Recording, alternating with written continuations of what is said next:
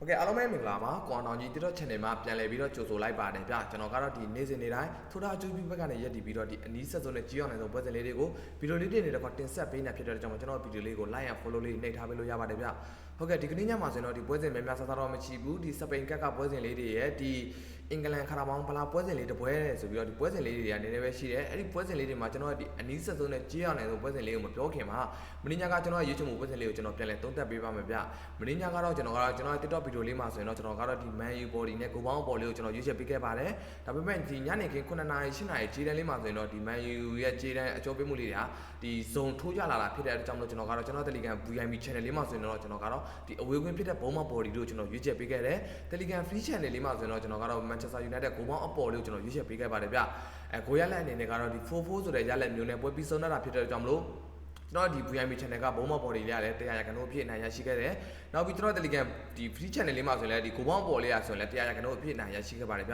ျကျွန်တော် Telegram free channel လေးမှာဆိုရင်လည်းကျွန်တော်ကတော့4ပွဲတိတိရွေးချယ်ပေးခဲ့ပြီးတော့2ပွဲတိတိအနိုင်ရရှိကတပွဲတရေတပွဲတာလည်းရှုံးနေခဲ့တာကိုကျွန်တော်တွေ့ခဲ့ရတယ်ဗျကျွန်တော်ကတော့ဒီကြေးအပြောင်းလဲပုံမူတည်ပြီးမှပွဲစဉ်လေးတိတိကျကျရွေးချယ်ပေးနေတာဖြစ်တဲ့အတွက်ကြောင့်မလို့ကျွန်တော် Telegram channel လေးကို join ထားတဲ့ညီကိုလေးတွေဆိုရင်အားလုံးအနိုင်ရကြတာဖြစ်တဲ့အတွက်ကြောင့်ကျွန်တော်ဝန်တာပီတီဖြစ်မိတယ်ဒါကြောင့်မလို့ကျွန်တော် Telegram channel လေးကိုလာရောက် join ထားကြဖို့ကျွန်တော်ဖိတ်ခေါ်ပါတယ်ဗျကျွန်တော် Telegram channel လေးမှာဆိုရင်တပွဲကောင်းလေးတော့ဖီမောင်တွေလေးတော့နေ့စဉ်နေ့တိုင်းတင်ဆက်ပေးနေတာဖြစ်တဲ့အတွက်ကြောင့်မလို့ကျွန်တော် Telegram channel လေးကိုဒီလာရောက် join ထားကြဖို့ကျွန်တော်ဖိတ်ခေါ်တာပါဗျကျွန်တော် Telegram channel လေးကို join ချင်တယ်ဆိုရင်ဒီ video လေး comment မှာလည်းကျွန်တော် Telegram channel link လေးချပေးထားတယ်လို့ဒီ TikTok လေးရဲ့ bio မှာလည်း Telegram channel link လေးတော့ Viber number လေးတော့ချပေးထားတာဖြစ်တဲ့အတွက်ကြောင့်မလို့ကျွန်တော် Telegram channel လေးကိုမြည်သူမဆိုဒီတပွဲကောင်းလေးတော့ female တွဲလေးတော့အခမဲ့အနေနဲ့လာရောက်ရယူလို့ရပါတယ်ဆိုတော့တည်ငောင်းအနေနဲ့ကျွန်တော်ပြောချင်းဖြစ်ပါတယ်ဗျဟုတ်ကဲ့ကျွန်တော်ပွဲစဉ်လေးကိုပြန်လဲစတင်ပါမယ်ကျွန်တော်ဒီနေ့ညမှာဆိုရင်ကျွန်တော်ဒီအနည်းဆက်ဆုံးနဲ့ကြီးအောင်နိုင်ဆုံးပွဲစဉ်လေးတစ်ပွဲလို့ပြောလို့ရတယ်ဒီအင်္ဂလန်ကပ်ပွဲစဉ်တွေကကျွန်တော်ဒီ Cardiff City နဲ့ဒီ Chelsea တို့ပွဲစဉ်လေးကိုကျွန်တော်ပွဲချုပ်သုံးသပ်ပြီးတော့မှာဖြစ်ပါတယ်အင်ရှင်ဒီ Cardiff City ကတော့ဒီအင်္ဂလန် League 1မှာရှင်မှန်ကစားနေတဲ့ဒီတင်ဖြစ်တယ်ဗျဒီအင်္ဂလန် League 1ဆိုတာကတော့ဒီအင်္ဂလန် Premier League တဲ့နှိမ့်ပြပြီးတော့ဒီအင်္ဂလန် Premier League ရဲ့အောက်ကဒီအင်္ဂလန် Championship အင်္ဂလန် Championship ရဲ့အောက်ကမှဒီအင်္ဂလန် League 1ဆိုတာဖြစ်တဲ့ကြောင့်မလို့ဒီအင်္ဂလန် Premier League ပွဲစဉ်တွေနဲ့ဆိုင်တော့တော်တော်လေးကိုဒူတီနေပြီးတော့ဒီတော်တော်လေးကိုလည်းဒီကွာဟာချက်ရှိတယ်လို့ကျွန်တော်ကမြင်မိတယ်ဗျအဲ့ဒီအင်္ဂလန် League 1မှာဆိုရင်တော့ဒီ Cardiff City ကတော့ဒီအဆင့်1နေရာမှာရပ်တည်နေတဲ့အတင်းဖြစ်တယ်ဗျဒီအဝေးကွင်းဖြစ်တဲ့ဒီ Chelsea အတင်းကတော့အားလုံးတိကျတဲ့အတိုင်းပဲဒီအင်္ဂလန် Premier League မှာရှင်မှန်ကစားနေတဲ့အတင်းဖြစ်တယ်နောက်ပြီးတော့ဒီအင်္ဂလန် Premier League မှာဒီ16ပွဲတိရှင်မှန်ကစားထားပြီး10ပွဲနိုင်4ပွဲတည်း4ပွဲရှုံးဆိုတဲ့ရလနဲ့ရမယ်28မဲ့ရစီကဒီအဆင့်4နေရာမှာရပ်တည်နေတဲ့အတင်းပဲဖြစ်တယ်ဗျဒီလိုအင်္ဂလန် League 1ကအတင်းနဲ့ဒီအင်္ဂလန် Premier League ကဒီအဆင့်4နေရာမှာရပ်တည်နေတဲ့အတင်းနဲ့တွေ့ဆုံမှုချိန်မှာကျွန်တော်ကတော့ပထမအဆုံးတစ်ချက်အနေနဲ့ဒီအကျော်ပေးမှုလေးကိုကျွန်တော်ဥစ္စာပထမပြောချင်တယ်ဒီအကျော်ပေးမှုလေးမှာဆိုရင်ဒီမနက်ခင်းကြည့်တဲ့လေးမှာဆိုရင်တော့ဒီ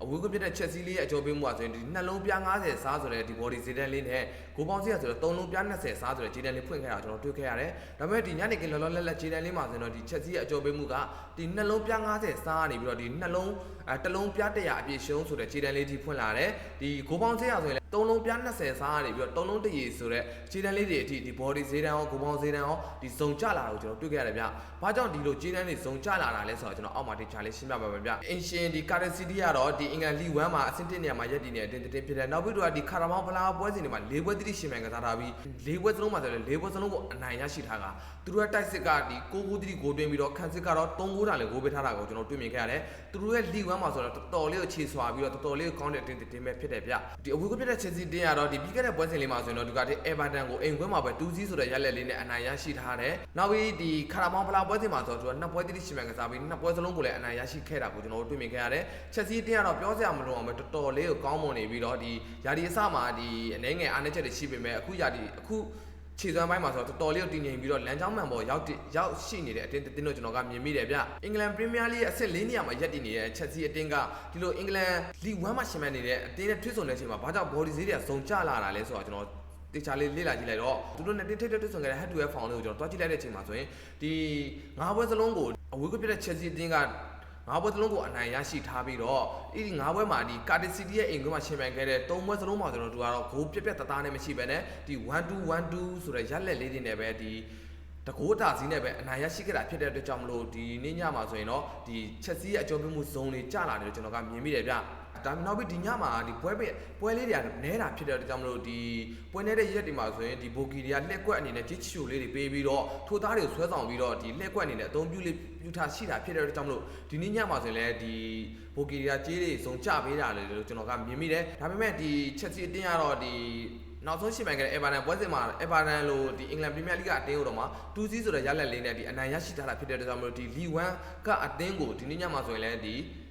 အနိုင်ရရှိလိမ့်မယ်လို့ကျွန်တော်ကမြင်မိရပါတယ်ဗျဒါကြောင့်မလို့ဒီနေ့ညမှာရှင်ပိုင်ကစားရမယ်ဒီ Cardiff City နဲ့ဒီ Chelsea တို့ပွဲစဉ်လေးမှာဆိုရင်တော့ကျွန်တော်ကတော့ဒီအဝေးကွင်း Chelsea ရဲ့အကျော်ပေးမှုလေးကိုကျွန်တော်ရွေးချယ်ခဲ့ပြီးတော့ဒီ Chelsea body လို့ကျွန်တော်ရွေးချယ်ပေးခဲ့ပါတယ်ဗျ